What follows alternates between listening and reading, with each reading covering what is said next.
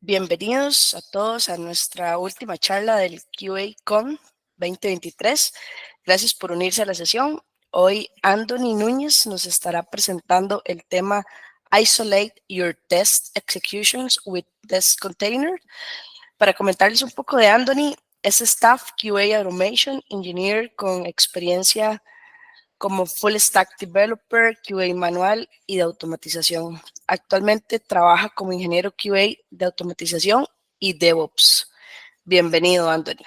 Al final vamos a tener una sesión de preguntas. Sin embargo, si gustan, pueden enviar sus consultas al chat en cualquier momento y Anthony las estará respondiendo.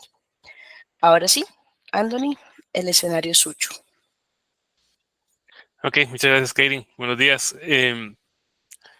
Sí, bueno, como ya Katie les contó un poco, la idea de hoy es que vamos a hablar un poco de una herramienta que se llama Test Containers y se llama Isolate Your Test Execution. Ya vamos a entrar un poco en detalle. Esta charla va a ser un poco hands-on, va a haber como mucho demo y cosas así. Entonces, si en algún momento algo no queda claro o, bueno, primero, si algo falla, es entendible y esperable. Entonces, ahí me tienen paciencia y lo arreglamos en un momentito. Igual, si algo no queda claro, me dicen y puedo ir más despacio, puedo devolverme, no hay problema con eso. También por la extensión hay temas que voy a como simplificar de más. Entonces, si algo no está ahí claro o lo que estoy diciendo no es cierto y alguien no sabe, siéntase en libertad de realmente eh, mandar un mensaje en el chat o levantar la mano o algo así y hablemos de esto. Ok, bueno, ese soy yo, como les contó Katie. Y básicamente voy a hablarles un poco de qué es lo que, a ver, cuál es la razón por la que este tema es interesante, tanto para QA como desarrollo, como DevOps, para todas las áreas, básicamente. Cuando uno tiene pruebas o tiene software en general en ambientes locales, tiene ciertas dificultades. La primera es el tiempo de configuración. No sé si les ha pasado, pero uno empieza en un proyecto nuevo y le mandan una guía enorme de cómo se configura un proyecto, y uno lo corre la primera vez y le falla y le escribe a alguien que ya trabaja en el proyecto y le dice, ok, es que le faltaba esta dependencia. Ok, no, es que esto lo hacemos así porque así se ha hecho siempre. Esto se hace de tal manera. Entonces, la configuración, todos sabemos que cuando uno empieza un proyecto, el onboarding, o cuando uno clona un proyecto nuevo, un repo nuevo, puede ser lento esa parte, ¿verdad? Ahí como, si el proyecto no está muy bien documentado o si no está muy claro, toma tiempo, ¿verdad? Puede ser complejo. La segunda parte es todo un tema, pero lo menciono aquí rápidamente, es el tema de mocking. Mocking es muy valioso para unit testing. Mocking básicamente significa vamos a simular cosas y eso está bien. Por ejemplo, vamos a simular una conexión a una base de datos y vamos a saltarnos ciertos pasos para obtener resultados y que las pruebas, sobre todo en pruebas unitarias, que la unidad funcione. El problema con esto es que cuando tenemos otros tipos de prueba, como integration test, end-to-end, functional test o algo más complejo que queremos probar, para la redundancia, end-to-end, no nos sirve tener tanto mocking. Ocupamos ambientes reales. Ocupamos tener conexiones a bases de datos, ocupamos cosas como, tal vez tenemos en la infraestructura en el backend, cosas como Kafka, como muchas cosas de la nube, como monitoreo, logging, cosas así.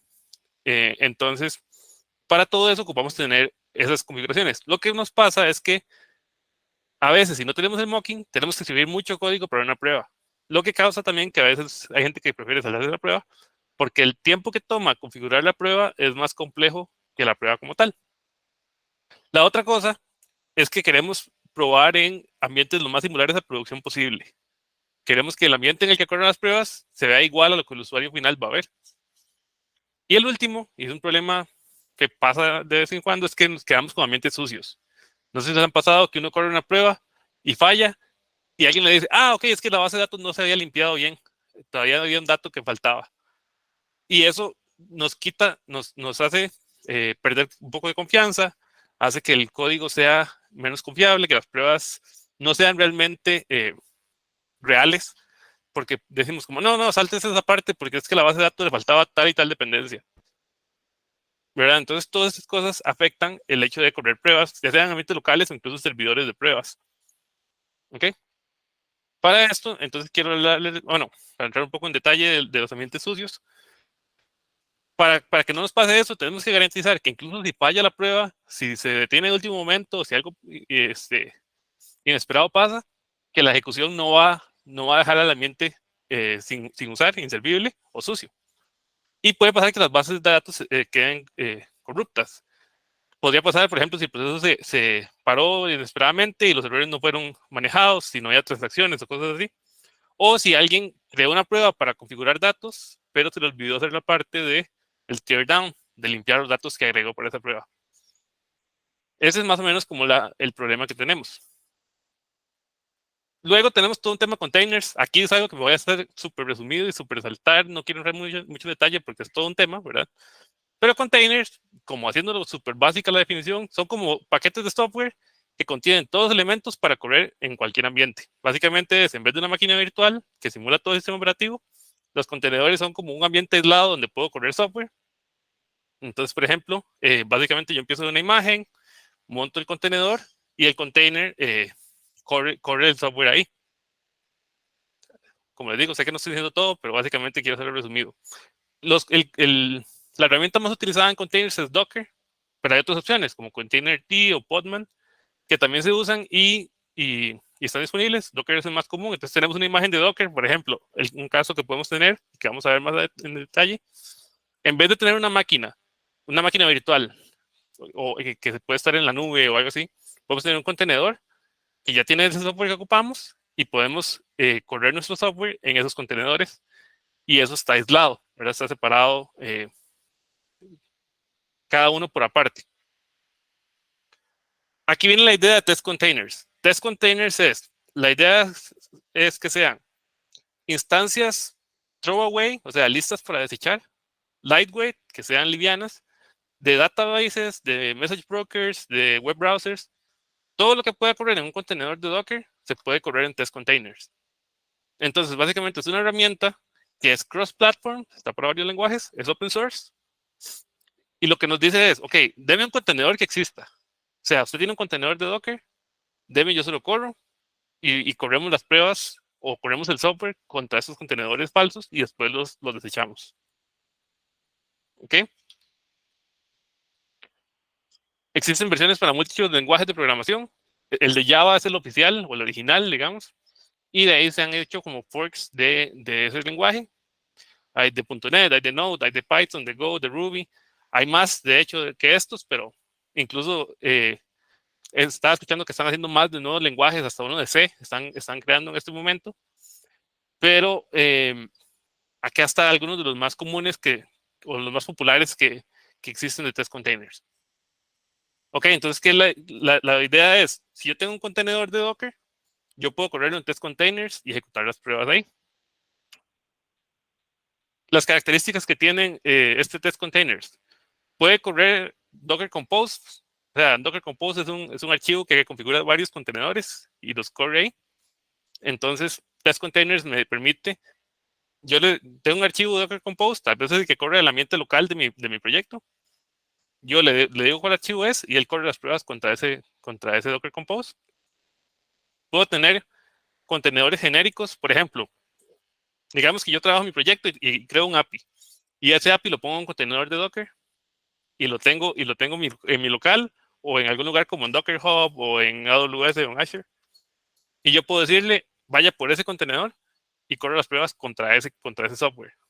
Y también tiene built-in, ya tiene contenedores creados para Postgres, para Mongo, para otros tipos de sistemas que ya puedo ver en detalle.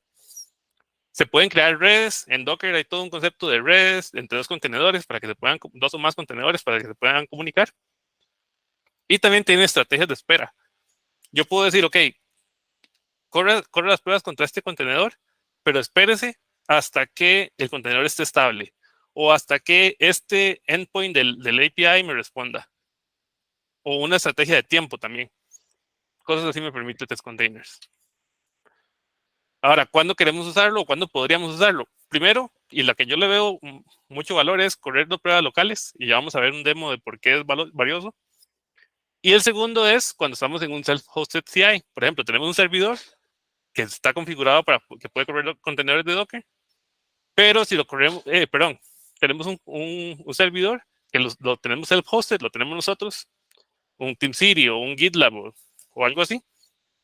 Queremos que las pruebas corran contra ese contenedor en algo como Continuous Integration y que el servidor quede limpio después de que corrieron las pruebas.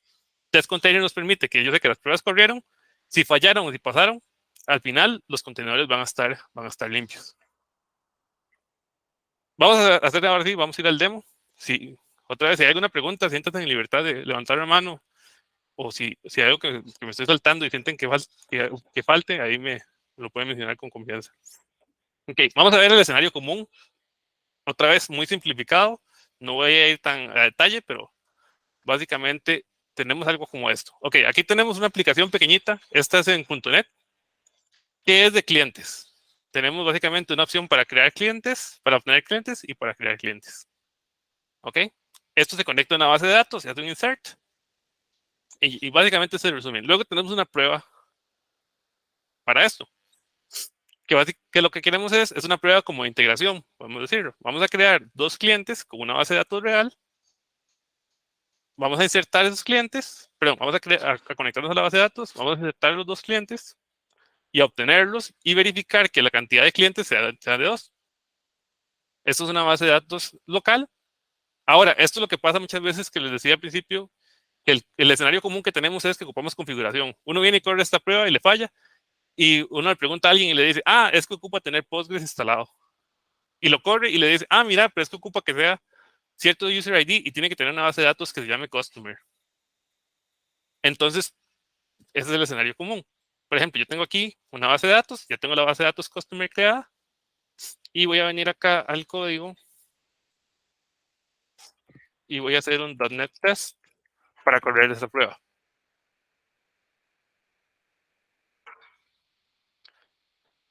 La prueba va a llegar y va a correr y va a decir, ok, la prueba pasó. Ahora, ¿cuál es el problema de esta prueba? No tiene ningún tear down. Esta prueba no llegó y me limpió la base de datos después. Entonces, si yo vengo acá a la base de datos y hago un select, aquí tengo los usuarios de una vez, otra vez ya incluidos. Ahora yo digo, ok, cambio el código, ¿verdad? Ya pasamos todo el proceso y digo, voy a correr la prueba otra vez. Lo corro y me dice, no, ok, hay un duplicate key del primary key. Básicamente lo que me dice es, no puedo crear los clientes porque ya existen. Entonces, me da este error y yo digo, mira, algo hice mal, algo falló, y no, en realidad no fue que algo del código falló, sino fue de la prueba que no limpió, ¿verdad? Ese es el escenario común. Este es el ejemplo de Postgres.net, pero pongan el nombre que quieran, eso lo hemos visto, probablemente hayamos visto que pasan, donde dicen como, no era que el código estaba malo, era que el ambiente no estaba limpio, que la base de datos no estaba configurada correctamente, cosas como esas. ¿Ok? Entonces vamos a ver, ese es el escenario común. Vamos a ver la alternativa, y este igual es con Postgres. Entonces voy a ir a ver acá, voy a ir a otro branch que tengo de test containers, y es el mismo código, nada más que tenemos una prueba. Tenemos una dependencia a test containers de .NET. Voy a enseñarles acá un momento. Esta es la página de test containers, testcontainers.com. Aquí podemos ver las opciones que tiene y ejemplos de cómo se usan. Entonces voy a ir a la de .NET. Un paréntesis. Este ejemplo que les muestro del código es el de test containers. Nada más que tenga configuraciones mías para ponerle el código específico, y ahorita les paso el link del repo de Git. Entonces, aquí viene y me dice que cómo se usa y la guía de .NET. Entonces, básicamente lo que decimos es, ok, si pongo el código de lado a lado, el anterior y este es lo mismo, nada más que aquí nos conectamos a la base de datos una vez, aquí abajo. O sea, creamos un Connect Provider con el Connection String de Postgres.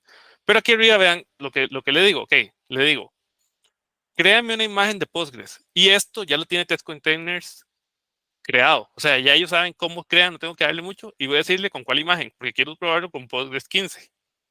Postgres tiene una imagen, una versión de Postgres 15 Alpine. Y yo voy a decirle, ok, use esa imagen y construyala. Y luego le dice, ok, corra las pruebas contra ese código.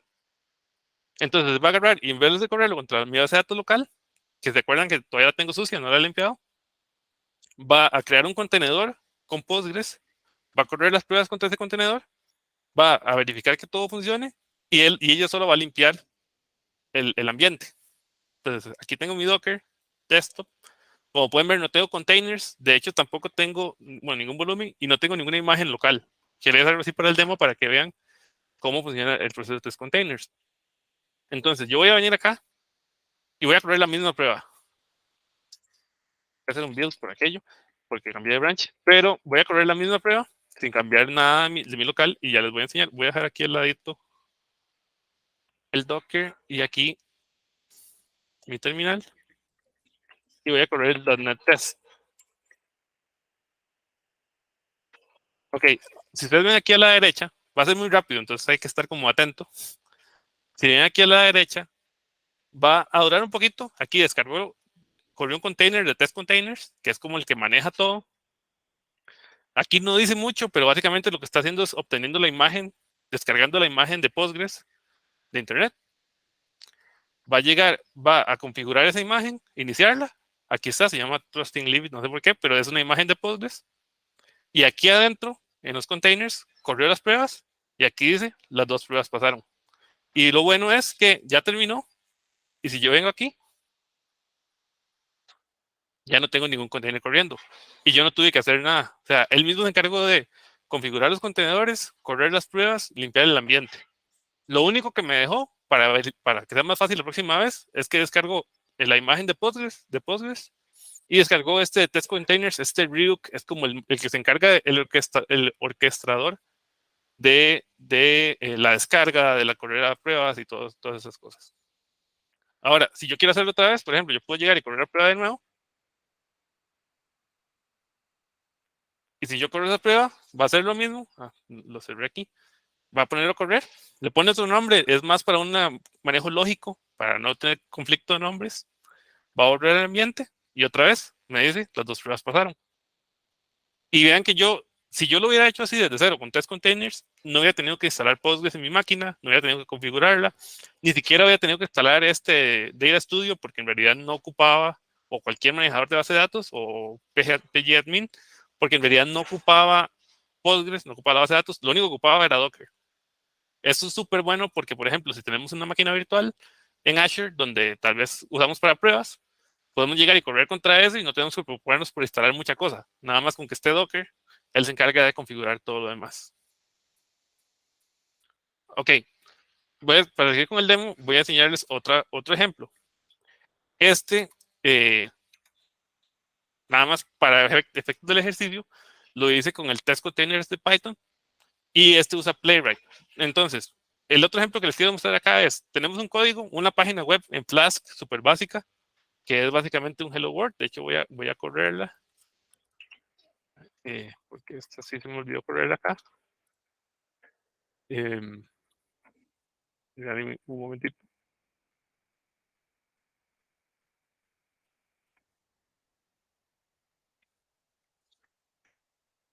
Okay, voy a hacer aquí algo, de hecho. Digamos, voy a ir un poco en detalle. Tengo una app de Flask, una página web, que básicamente es un hola mundo, ¿verdad? Es un app.py y tengo un Dockerfile, que es el que se usa para decirle a Docker que me construya esta imagen. Entonces, básicamente, en resumen, lo que le digo es, voy a usar Python, voy a decirle que copie todo lo que está en un archivo, todas las dependencias, haga un install y luego corra Flask para correr la página web. Entonces, yo voy a decirle aquí, voy a hacer un Docker build, nada más para este ejemplo, para ver como el caso normal, incluso ya usando Docker. Y voy a decirle que corra la imagen. Vamos a ver. Es que el Docker build falló.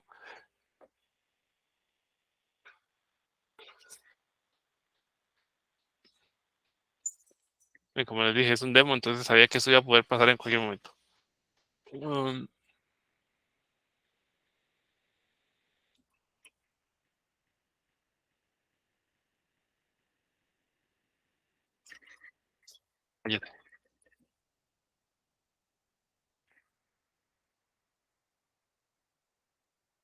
Ok, ya hice el Docker build y ahora voy a correr ese ejemplo nada más para que vean esta parte.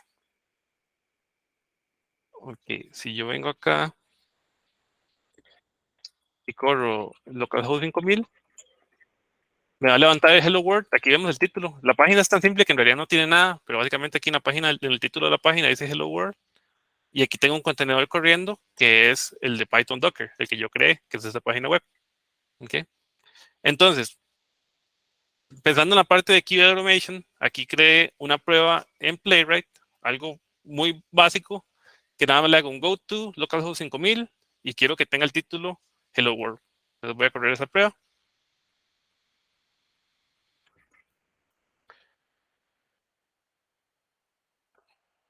Nada más con el PyTest. Él va a llegar y va a correr la prueba de Playwright. Aquí está corriendo Playwright en mi local contra el website que está en un contenedor, que puede ser perfectamente otra máquina, ¿verdad? Un servidor, pero en este caso es mi contenedor. Entonces aquí corro la prueba contra este container. Eso está bien y eso funciona. Ahora, lo que pasa aquí, el problema que tuve es que tuve que hacer esta configuración, ¿verdad? Y tener esos errores y cosas así. Y queremos simplificar eso, ¿verdad? Queremos que no tener que hacer nada de setup. La meta es poder hacer, correr pruebas con mínimo o nada de configuración. Idealmente nada, pero rara vez pasa eso. ¿Ok? Entonces, lo que voy a hacer aquí, ya borré la imagen. O sea, ya salí del container. Voy a borrar el container, de hecho. Voy a dejar por facilidad. Aquí tengo la imagen de Python, Docker, que es la que usé. Voy a dejarla ahí porque no me afecta.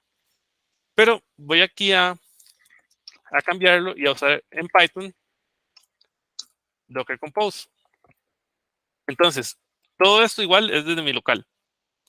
Entonces, vean que en este caso, perdón, voy a usar test containers y test containers voy a usar Docker Compose. Aquí importé de test containers la funcionalidad de Docker Compose. En este caso, voy a usar Docker Compose nada más, por ejemplo, del demo. Perfectamente podría usar directamente solo el Docker file, pero solo para que el demo vea que puede hacer varias cosas. Este Docker Compose es algo muy simple. Nada más levanta el app de Sample App, pero perfectamente podría ser algo más complejo, ¿verdad? Dos bases de datos, no sé, como un Mongo configurado con varias instancias, algo de logging, messaging, cosas así. Y él se encarga de, si son 20 containers, él me levanta 20 containers y después los limpia.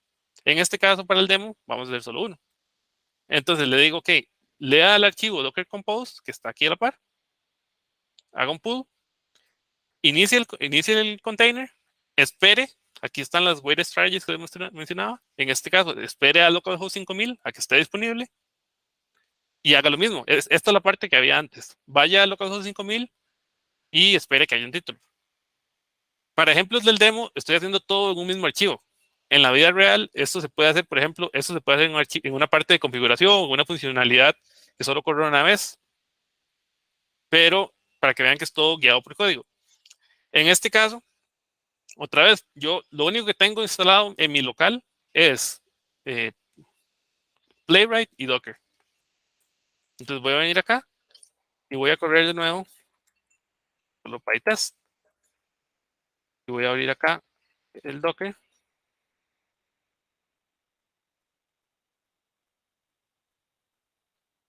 Aquí está Test Containers Py, es como se llama el folder. Y aquí está el app de Flask, que es el que estoy corriendo.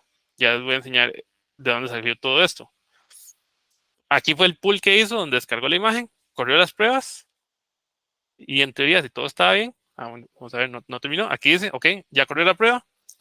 Y ahora él automáticamente, así como por arte de magia, me va a limpiar el ambiente y me va a dejar todo limpio, todo listo. Bueno, si es que pasa. A veces durante el toquecito mientras limpia, es importante como tener en cuenta. Bueno, está bien, no lo detuvo. Ahorita volvemos a ver si ya continuó. Igual, si yo vengo otra vez, corro las pruebas, la ventaja que me da esto es que es agilidad y no es lento en realidad. Aquí, la primera vez que hizo el pull, o sea, él fue y descargó esta imagen de Test Container Py Flask. Él hizo el pull, la descargó de internet y todo, hizo el build y todo eso. Por eso tomó 24 segundos. Si yo vengo y lo corro de nuevo, toda la parte de levantar el container y levantar toda la configuración va a ser más rápido Entonces, en teoría, debe ser más ágil. Puede ser que falle porque esto no se limpió bien. Algo quedó ahí sucio y no limpió el contenedor. Pero, bueno, parece que ahora sí lo limpió. Otra vez volvió a levantar y corrió las pruebas. Y en este caso duró 19 segundos. Ven que él mismo se aseguró de, ok, está sucio, ok, limpiemos primero. Ahora sí, corramos los contenedores están arriba, corre las pruebas y limpia todo. Y así no me preocupé por hacer build. Si yo tengo este código local, en realidad lo único que ocuparía es hacer git clone, tener Playwright configurado en este ejemplo, tener Docker instalado y correrlo. Nada más. No tengo ni siquiera que saber Python para configurar todo esto. Instalar Python, por ejemplo, que en Windows a veces es complicado. Nada de eso hubiera tenido que ocuparlo, sino que hubiera sido inmediato. ¿Ok? Ese fue el ejemplo del compose file. También se puede hacer con un Docker file. Esa parte la voy a saltar. Pero antes de ir a la parte de preguntas, quería mostrarles rápidamente acá esos ejemplos que les mencionaba. Por ejemplo, si yo voy al test containers de Python, en este caso que les mostré, me salté esta parte, en este Docker Compose, vean que yo hice el Docker Compose tiene un build. Entonces, yo no estoy usando una imagen que está publicada en Internet, sino que estoy compilando mi imagen local y corriéndolo contra el código que tengo local. Entonces, si yo estoy creando nuevos test cases o si estoy creando nuevo código, si estoy programando, puedo correr esto y saber que está compilando mi imagen local. Entonces, puede correr el código local o correr una imagen que ya está publicada en algún lado, configurada, personalizada o usando algunos ejemplos que ya están construidos. Por ejemplo, este es el test containers de Python y estos son los ejemplos que ya existen. Por ejemplo, tienen uno de Azurite, que es como para simular Azure local. Tiene como, por ejemplo, el de Docker Compose, Elasticsearch, uno de Kafka, uno de MongoDB. Entonces, uno nada más podría decirle, ok, ocupo un contenedor de MySQL con uno de Kafka y esta conexión y le paso como la conexión entre uno y otro. Le digo, ok, con esta red y él solo se encarga de hacer toda la configuración y de hacer, de encargarse de levantar el ambiente, correr las pruebas y después limpiar el ambiente. ¿Ok? Como comentario final, quería mostrarles, y eso tengo autorización para mostrarles, en mi proyecto, donde ahí con dos compañeros más de GAP, David y José, hemos estado trabajando en cosas como estas. Por ejemplo, tenemos estas pruebas que corren en GitHub Actions, que si vemos acá, por ejemplo, todo esto se corre con test containers. Y tenemos unas pruebas que corren, es que no se ve aquí el título, pero tenemos pruebas que corren un backend de Mongo con OpenSearch, un backend de Mongo con Elasticsearch, un backend de Postgres con OpenSearch y un backend de Postgres por Elasticsearch. Y todas esas configuraciones lo hacen test containers. Entonces, si uno lo hace en GitHub Actions o si lo hace local en su máquina, es el mismo flujo. Él se encarga de descargar el código, de compilar, de todo, corre las pruebas y genera los resultados. Eso nos permite que sea mucho más ágil. ¿Ok? Eso es lo que quería mostrarles hoy. Entonces, no sé si tienen alguna pregunta.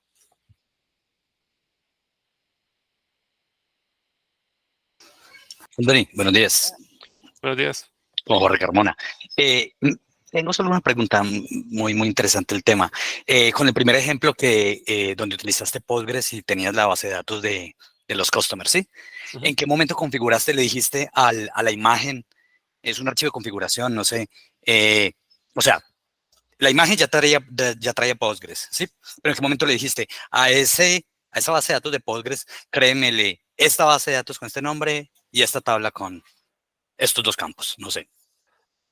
Ok, gracias por la pregunta. A ver, esto es interesante porque en realidad en ningún lado, o sea, en test containers en ningún lado, lo que le dije es una base de datos de Postgres. Créeme un nuevo cliente. Vamos a ir a ver aquí.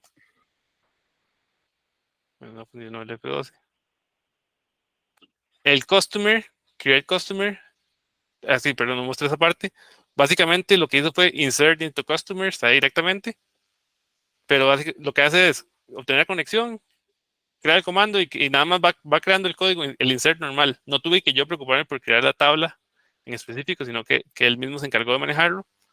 Tal vez lo creó una tabla default de Postgres, probablemente es lo que está pasando ahí, ahora que lo pienso. Pero para efectos de la prueba o del código como tal, no nos afecta tanto porque como se limpia, ¿verdad? El nombre de la base de la tabla, de la base de datos El nombre de la tabla es customers, ¿verdad? Y aquí la usa. Ah, bueno, perdón. Esta parte. Aquí está la tabla, aquí está la funcionalidad de create customers. Entonces, básicamente dice create table did not exist. Y esto se llama en el constructor de la clase. Ah, ok. Pero Ya. esto, igual fue cuando corrí el Postgres local o cuando corrí test containers. Ahí me preocupé por esa parte, desde la parte de correr pruebas, por ejemplo. Vale. Vale, Andy. Muchas gracias. Gracias por la pregunta.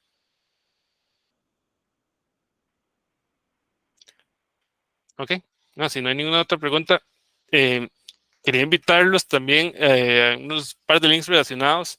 Ya he dado otras charlas en Gap. Una fue a principio de año. Este es el link de YouTube.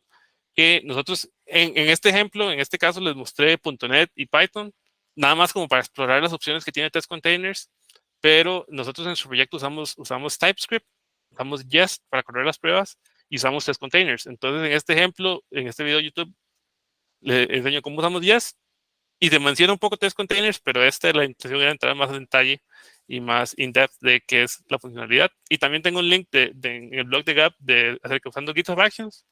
Y entonces esta es como la combinación, porque usamos GitHub Actions con Jest corriendo Test Containers para que se encargue del manejo del backend. Ok, si no hay más preguntas, Katie. Gracias, Anthony, por todo el conocimiento compartido, de verdad lo apreciamos. Y gracias a todos ustedes que nos acompañaron durante el QA Con 2023.